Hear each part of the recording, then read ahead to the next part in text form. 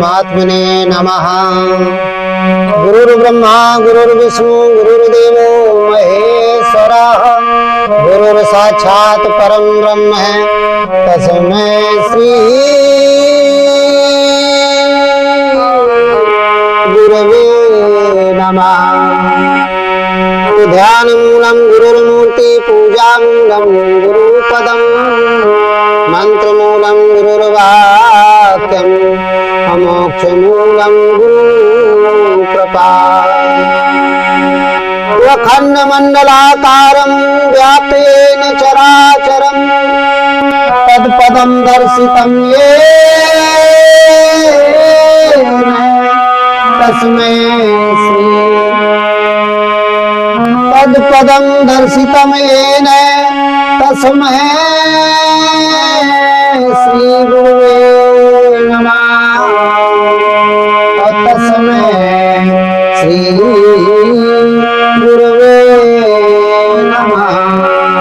बोलिए सद्गुरुदेव भगवान की जय। हृदय में स्थित परमात्मा राम की जय। मेरे प्रिय श्रोता बंधुओं, आप लोग हमारी कथा बहुत मन से श्रवण करते हैं, अपनी स्मृति में धारण करते हैं, इसलिए आपको बहुत बहुत साधुवाद। भगवान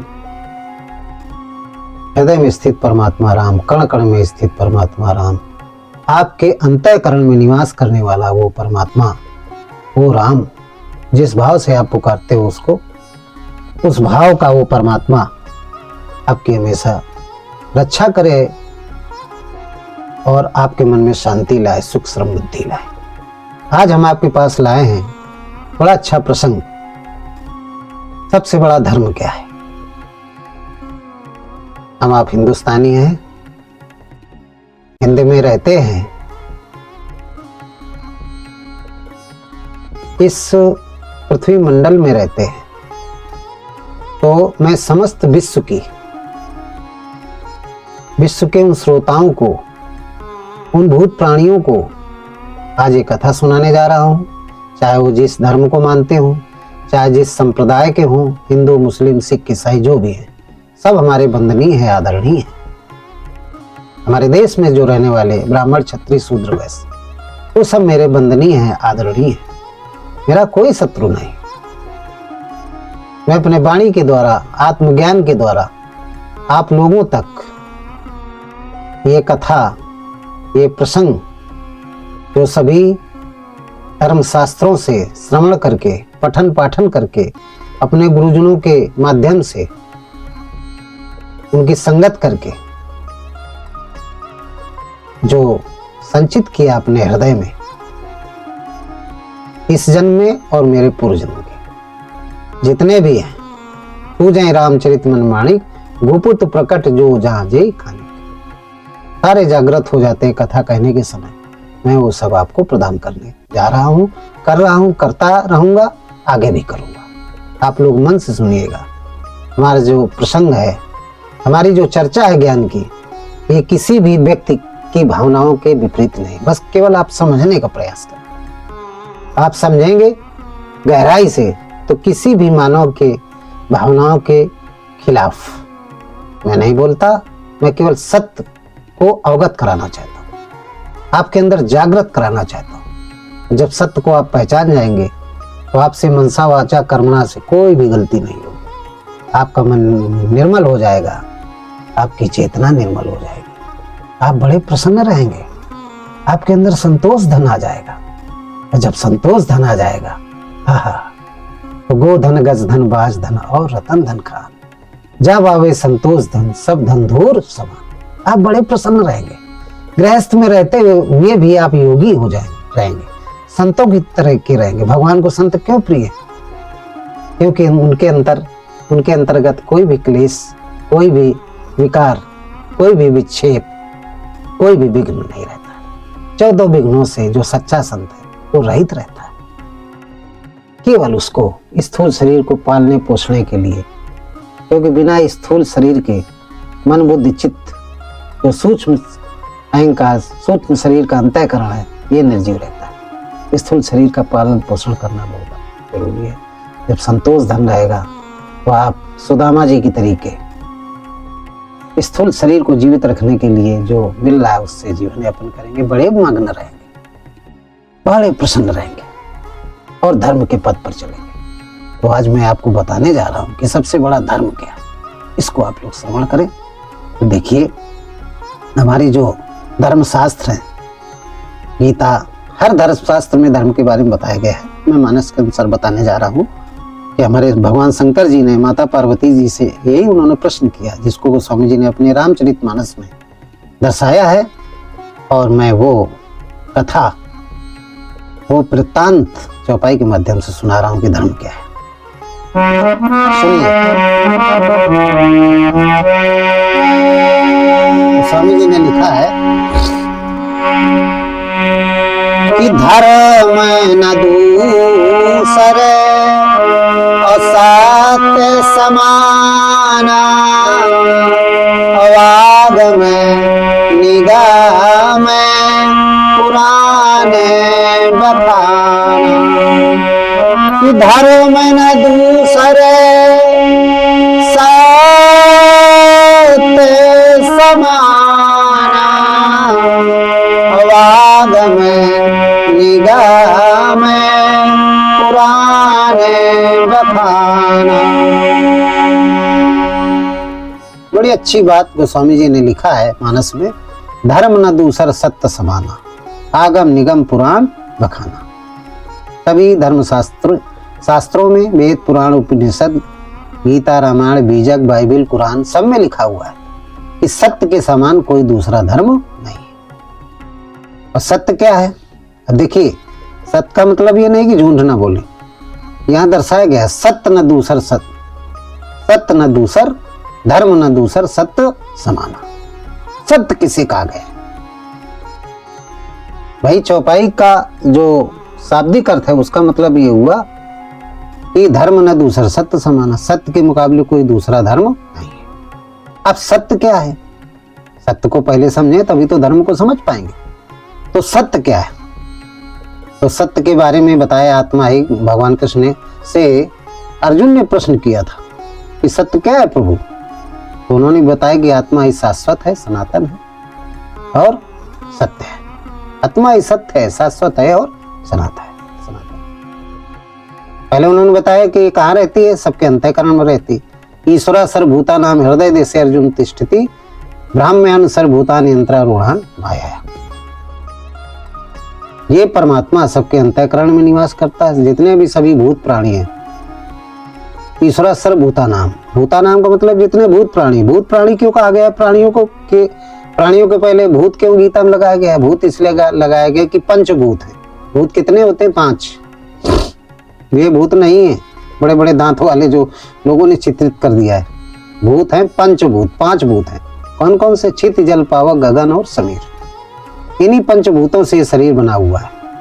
इन्हीं 5 भूतों से शरीर बना, इसलिए प्राणियों को कहा गया पंचभूत। इस शरीर को क्या कहा गया? पंचभूत शरीर। 5 भूत और 3 तत्व, मन बुद्धि चित्त, ये 8 से। इसी को अष्टधा मूल प्रकृति कहते हैं। ये माता का काम करती है। इस अष्टधा मूल प्रकृति रूपी योनि में वो परमात्मा प्रकाश के रूप में, चेतन बीज के रूप में विद्यमान रहता है कारण शरीर के अंदर। और इनका जोड़ने का जो काम करता है वो तीनों गुण करते हैं। तो कहने का तात्पर्य है कि धर्म न दूसर सत्य समाना, आगम निगम पुराण। तो सत्य क्या है? सत्य है आत्मा। आत्मा ही सत्य है, शाश्वत है और सनातन है। भगवान कृष्ण ने अर्जुन से कहा कि अर्जुन, वो परमात्मा सत्य है, शाश्वत है और सनातन है, इसलिए तू और संसार में किसी की शरण में न जा। जब भी तुझे दुख आए तो कहीं बाहर मत किसी से कहे। अपने अंतःकरण में स्थित उस परमात्मा जो आत्मा, इसको आत्मा कहा गया, अंतःकरण में रहता है इसलिए आत्मा कहा गया है। स्वयं के अंतःकरण में रहता है इसलिए उसको आत्मा कहा गया है। बाहर कण में रहता है, सभी के अंदर है इसलिए उसको परमात्मा कहते हैं। श्वासों के स्वरों में इसलिए उसको ईश्वर कहते हैं। सभी शरीरों को चलाता है, भगों को चलाता है इसलिए उसको भगवान कहते हैं। बहुत सारे नाम हैं उसके करनी करनी के हिसाब से, गुणों के आधार पर, कार्य करने के हिसाब से। उसको बिन पद चलाए सुनाए बिन काना, कर बिन काज, करे बिन नाना। ये जो गोस्वामी जी ने लिखा है इसके अनुसार उसको ब्रह्म कहा गया है। तो कहने का तात्पर्य है कि आत्मा सत्य है। तो दूसरा धर्म क्या है? आत्मा ही सत्य, आत्मा ही सबसे बड़ा धर्म है। सबसे बड़ा धर्म क्या है? आत्मा। आपका अंतःकरण में जो निवास करने वाला परमात्मा है वो है सबसे बड़ा धर्म। इसके बारे में गोस्वामी जी ने शॉर्ट में लिख दिया है, धर्म ने दूसर सत्य समाना आगम निगम पुराण में। और गीता में उस सत्य को बताया गया कि सत्य है क्या? आत्मा ही सत्य है, वही सनातन है, वही शाश्वत है। तो आत्मा सबसे बड़ा धर्म क्या है? आपकी आत्मा, आपका अंतःकरण। इसी धर्म की पूजा करिए, अर्चना करिए। तो जब आप इसकी पूजा अर्चना वंदना करेंगे जो सूक्ष्म शरीर में रहता है, तो स्थूल शरीर से कोई गलत काम नहीं होगा। क्यों? इस शरीर का राजा कौन है? मन। मन कहाँ है? सूक्ष्म शरीर में। तो जब राजा ठीक हो जाएगा तो प्रजा अपने आप ठीक हो जाएगी। तो आपका ये स्थूल शरीर, हाड़ मांस का शरीर, पंचभूतों का जो शरीर है, ये कोई गलत काम नहीं करेगा, अच्छा काम करेगा। तो एक तो धर्म की परिभाषा, जो सबसे बड़ा धर्म है वो है सत्य यानी आत्मा। इसके बाद और भी धर्म की परिभाषाएं दी गई हैं कि धर्म और कितने प्रकार के होते हैं, लेकिन सबसे श्रेष्ठ इसमें यही है। दूसरे धर्मों के बारे में बताया है अलग अलग लोगों ने। जैसे गोस्वामी जी ने कहा है कि दूसरा धर्म क्या है, इस जो ये धर्म बताने जा रहे हैं इस धर्म के बारे में जब हमारे बापूजी यानी महात्मा जी, राष्ट्रपिता महात्मा जी, उनको महात्मा गांधी कहते हैं, ये विदेश गए थे और वहाँ इनसे पूछा गया कि आपने रामायण पढ़ी? वहाँ धर्मावलंबियों ने सम्मेलन हुआ धर्म का, वहाँ पूछा गया आपने रामायण पढ़ी, गीता पढ़ी, आपकी धार्मिक शास्त्र आपने पढ़ा? उन्होंने कहाँ पढ़ा है? बोले क्या पढ़ा? रामचरितमानस में। बोले उन्होंने गांधी जी ने बताया कि मैंने एक ही चौपाई पढ़ी। कौन सी चौपाई पढ़ी? अब बोले इस चौपाई के बाद दूसरे पढ़ने का टाइम ही नहीं लगा, क्योंकि मेरा सारा जीवन इसी चौपाई का जो निचोड़ है, जो चौपाई में बताया गया है कर्म करने के लिए, उसी में मैं लगा हुआ, दूसरे टाइम नहीं लगा। तो बोले कौन सी चौपाई है? विदेशी जो संत महात्मा थे उन्होंने पूछा धर्मावलंबियों ने, तो गांधी जी बताने लगे। क्या बताने लगे? कि परहित सरिस धर्म नहीं भाई, पर पीड़ा नहीं समय धमाई। परहित सरिस धर्म नहीं भाई, पर पीड़ा नहीं समय धमाई। गांधी जी ने कहा उन लोगों से कि परहित सरिस धर्म नहीं भाई, पर पीड़ा नहीं समझ। दूसरों के साथ हित करने के मुकाबले कोई धर्म नहीं है, और दूसरों को पीड़ा देने के मुकाबले कोई भी पाप नहीं है, अधर्म नहीं है। सबसे बड़ा अधर्म है दूसरों के साथ गलत करना, पर पीड़ा, दूसरों को पीड़ा देना, इसके मुकाबले कोई भी अधर्म नहीं है, इससे बड़ा कोई पाप नहीं। और दूसरों के साथ हित करने के मुकाबले कोई धर्म नहीं, इसके मुकाबले कोई पुण्य नहीं। ये बात महात्मा गांधी ने वहाँ ब्रिटिश में बताया, ब्रिटेन में बताया, ब्रिटेन का सम्मेलन। वहाँ के जितने भी अंग्रेज थे, जो संत अंग्रेज थे, बड़े प्रभावित हुए। और गांधी जी ने कहा मुझे दोबारा अभी आगे की चौपाई पढ़ने का समय नहीं लगा है, मैं इसी में लगा हूँ, मेरा पूरा जीवन इसी में जा रहा है। तो गोस्वामी जी ने दूसरा धर्म की दूसरी व्याख्या क्या किया? परहित। यदि हम किसी के साथ उपकार कर रहे हैं तो ये भी एक धर्म है, हम धर्म कर रहे हैं।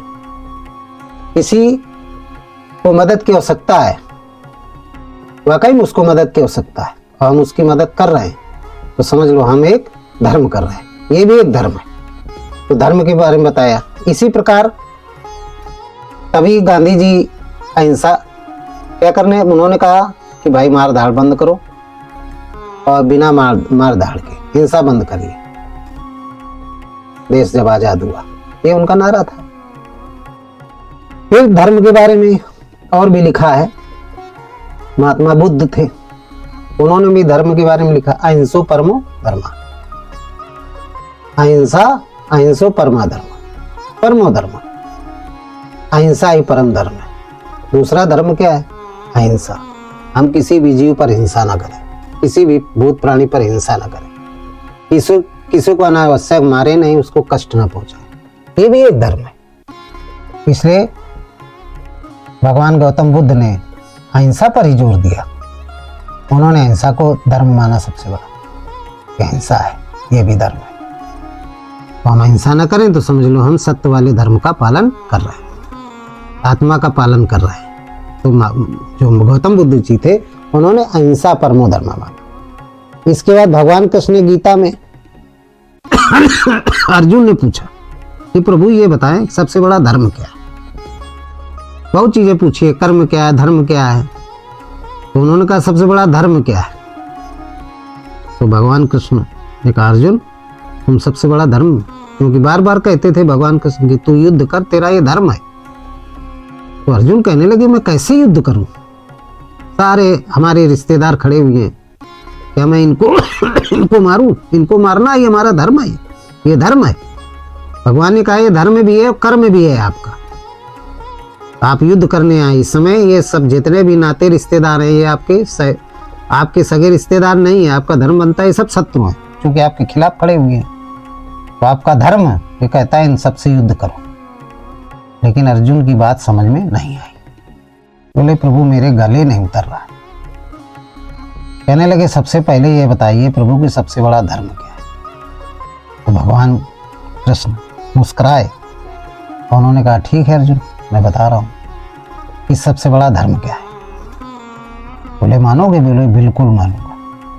जब बहुत समझाते रहे, बहुत सारे उदाहरण दिए धर्मों का, लेकिन अर्जुन की बात समझ में नहीं आई। जब नहीं आई तब उन्होंने अंतिम जो धर्म है, जो सबसे बड़ा धर्म सत्य है, उसको बताया।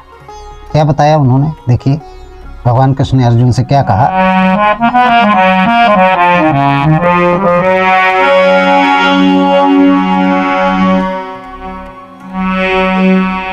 कि सर्वधर्मान परि कि त्यज में मामिकं शरणं व्रज। कि सर्वधर्मानि परि त्यज में मामेकं शरणं व्रज। अहम त्वा सर्व पापेभ्यो अहम त्वा सर्व पापेभ्यो मोक्षम् अवश्यास्यामि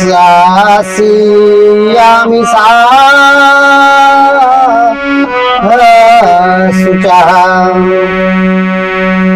क्या बताया भगवान कृष्ण ने? भगवान कृष्ण ने कहा कि सर्वधर्मानि परि, सर्वधर्मानि परि त्यज्म मामेकम शरणम व्रज। सभी धर्मों का परित्याग करके तू मेरी शरण में आ जा। भगवान कृष्ण ने क्या कहा? सभी धर्मों का परित्याग करके भगवान की शरण में आ जा, हृदय स्थित राम की शरण में आ जा, हृदय स्थित परमात्मा की शरण में आ जा। ठीक अहम त्वा सर्व पापेभ्यो मोक्षम अशिष्यामि मा ऊंचा।